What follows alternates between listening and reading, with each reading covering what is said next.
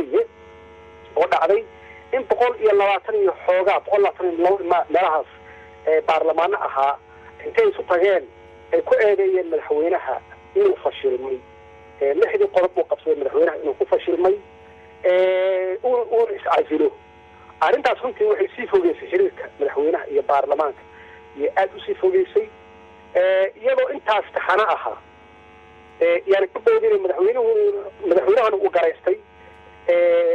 arintaas soo jeedeen 120 ka ahaa oo ahayd inuu madaxweynuhu fashilmay baarlamaanka intuu hor istaagay ka sheegay ka cadeeyay inuu dusha saartay eedeenta baarlamaanka ay kusoo roogeen madaxweynaha oo dusha saartay inta badan marka madaxweynayaashii prime minister dadka mas'uuliyiinta ah adduunka laga yaqaan markii baarlamaanku ay ku soo oogaan tara intaas la eg in madaxweynuhu fashilmay laba arrimood yaa madaxweynayaasha iyo dadka mas'uuliyiinta u banaan in madaxweynaha markaas uu iscasilo